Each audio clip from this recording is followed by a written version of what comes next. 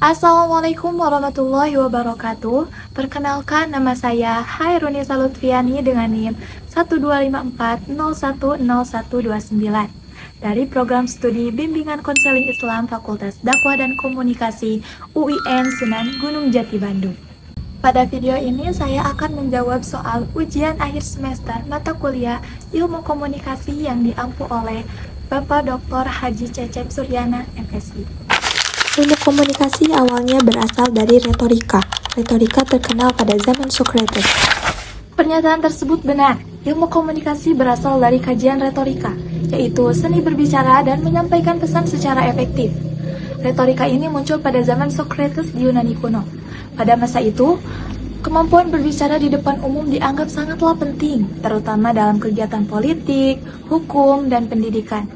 Socrates dalam metode dialognya mengajarkan cara berpikir kritis dan menyampaikan argumen secara logis. Dari kajian retorika inilah kemudian muncul dasar-dasar ilmu komunikasi yang dipelajari secara sistematis. Perkembangan ilmu komunikasi sebelum masa prasejarah masuk pada tahapan manusia. Menurut saya, pernyataan tersebut tidak tepat, karena pada masa prasejarah manusia sudah melakukan komunikasi. Namun, komunikasi yang mereka gunakan yaitu komunikasi nonverbal, seperti menggunakan isyarat tubuh, kemudian gerakan tangan, ekspresi wajah, dan suara-suara sederhana. Namun, hal tersebut tidak dapat disebut sebagai ilmu komunikasi, karena belum ada kajian ilmiah atau teori yang membahas ilmu komunikasi secara sistematis. Ilmu komunikasi sebagai bidang keilmuan baru muncul setelah manusia memasuki masa sejarah, yaitu ketika manusia sudah mengenal tulisan dan ilmu komunikasi mulai dipelajari secara akademis. Komunikasi sebagai tindakan satu arah, artinya komunikasi berlangsung secara diadik. Hal ini dikarenakan adanya hubungan timbal balik pada saat berkomunikasi. Menurut teori yang telah saya pelajari, pernyataan tersebut tidak tepat. Komunikasi sebagai tindakan satu arah berarti pesan hanya disampaikan dari komunikan kepada komunikator tanpa adanya umpan balik secara langsung. Dalam komunikasi satu arah, penerima pesan bersifat pasif dan tidak terlibat dalam proses pertukaran pesan. Sementara itu, istilah diadik merujuk pada komunikasi yang melibatkan dua orang dan bersifat dua arah. Dalam komunikasi diadik, kedua pihak dapat saling merespon dan mempengaruhi satu sama lain. Karena komunikasi satu arah tidak melibatkan umpan balik, maka komunikasi tersebut tidak dapat disebut sebagai komunikasi diadik. Oleh karena itu, pernyataan tersebut tidak tepat. Karena komunikasi dianggap sebagai proses sebab akibat, maka komunikasi disebut sebagai interaksi. Pernyataan tersebut tidak tepat, karena proses sebab akibat menggambarkan komunikasi yang bersifat linier atau satu arah, di mana pesan tersebut disampaikan dari komunikator kepada komunikan dengan tujuan tertentu. Dalam model ini, komunikator bertindak sebagai penyebab yang mengirimkan pesan, sedangkan komunikan menjadi akibat yang menerima dan merespon pesan tersebut. Sementara itu, komunikasi sebagai interaksi menekankan adanya feedback atau hubungan timbal balik antara komunikator dan komunikan. Karena proses sebab akibat belum tentu melibatkan umpan balik secara langsung, maka konsep tersebut tidak dapat disebut sebagai interaksi. Cara kita berbicara di saat musim hujan dan pada saat musim kemarau akan berbeda. Hal ini dikarenakan konteks komunikasi kita berdasarkan aspek fisik. Pernyataan tersebut benar. Konteks fisik mencakup kondisi tempat komunikasi berlangsung, seperti cuaca, udara, suhu, atau kebisingan. Saat musim hujan, suara hujan akan mengganggu komunikasi, maka dari itu, seseorang akan cenderung berbicara lebih keras. Begitupun sebaliknya, pada musim kemarau, kondisi lingkungan akan terasa lebih tenang. Seseorang akan berbicara lebih santai. Hal ini menunjukkan bahwa kondisi fisik lingkungan mempengaruhi cara kita berkomunikasi. Pada saat kita berkomunikasi dengan suku di Sumatera, akan berbeda dengan berkomunikasi dengan suku di Jawa. Perbedaan ini merupakan konteks komunikasi dari aspek sosial. Pernyataan tersebut benar. Konteks sosial dalam komunikasi meliputi latar belakang budaya, adat istiadat, norma, dan nilai yang dianut oleh suatu kelompok masyarakat tersebut. Misalnya, masyarakat di Jawa dikenal dengan budaya komunikasi yang lebih halus, sopan, dan tidak langsung, seperti dalam menolak ataupun menyampaikan sesuatu. Begitupun sebaliknya, beberapa suku di Sumatera cenderung berkomunikasi dengan cara yang lebih lugas, terbuka, dan langsung. Perbedaan ini bukan menunjukkan mana yang lebih baik, melainkan mencerminkan karakter sosial dan budaya masing-masing daerah. Dengan memahami konteks sosial tersebut, komunikasi berlangsung dengan cara yang lebih efektif dan menghindari kesalahpahaman. Para bahasa terkait pada bagaimana kita mengucapkan, bukan pada kata yang diucapkan. Pernyataan tersebut benar. Para bahasa berkaitan dengan cara penyampaian pesan, seperti intonasi suara, tekanan, kecepatan berbicara, dan jeda. Kata yang sama bisa memiliki makna yang berbeda, tergantung cara kita mengucapkannya. Dengan demikian, para bahasa berkaitan dengan cara kita mengucapkan sesuatu, bukan pada kata yang kita ucapkan.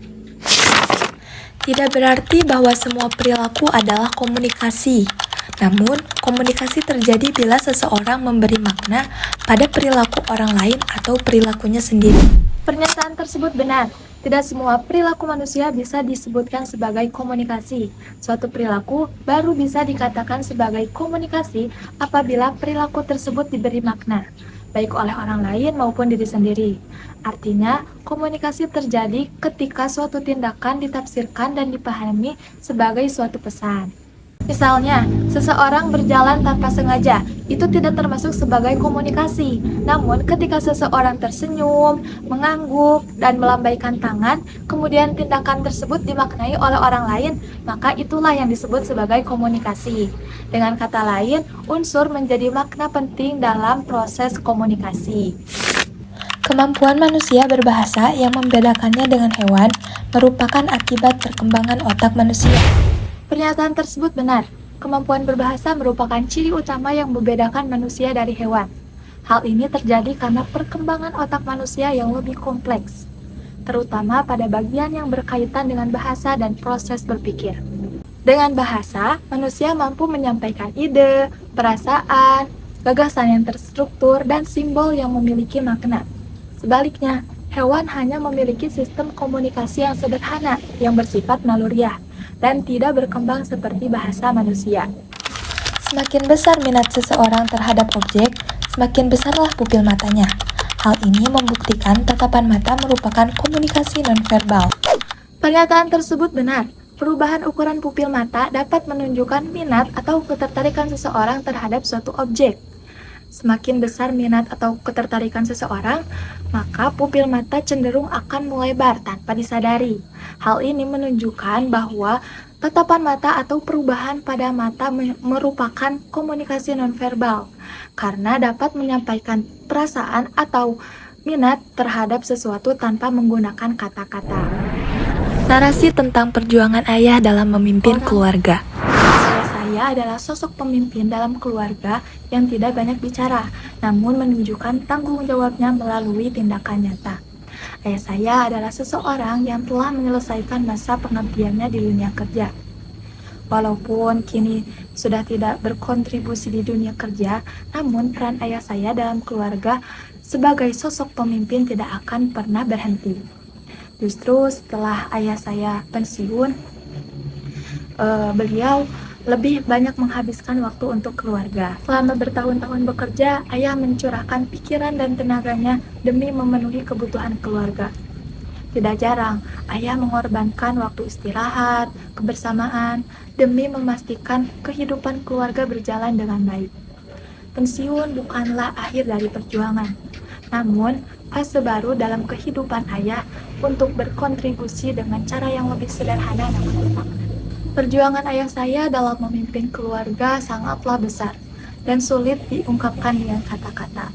Saya sebagai anak tidak tahu bagaimana masalah yang ayah saya hadapi ketika di dunia kerja, namun beliau tetap berusaha tersenyum dan memastikan semuanya baik-baik saja.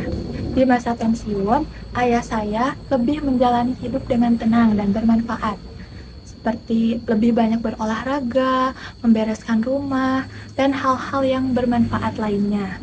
Dari ayah, saya belajar Kepemimpinan tidak selalu ditunjukkan oleh kekuatan fisik atau jabatan, namun melalui keteladanan, kesabaran, dan keikhlasan. Bagi saya, perjuangan ayah dalam memimpin keluarga bukan hanya sekedar bekerja atau memenuhi materi, namun bagaimana ayah menjaga keluarga dengan tanggung jawab dan ketulusan. Sekian jawaban dari soal ujian akhir semester mata kuliah Ilmu Komunikasi. Semoga dengan penjelasan ini dapat menunjukkan pemahaman saya terhadap materi yang Bapak uji. Sekian dari saya. Wassalamualaikum warahmatullahi wabarakatuh.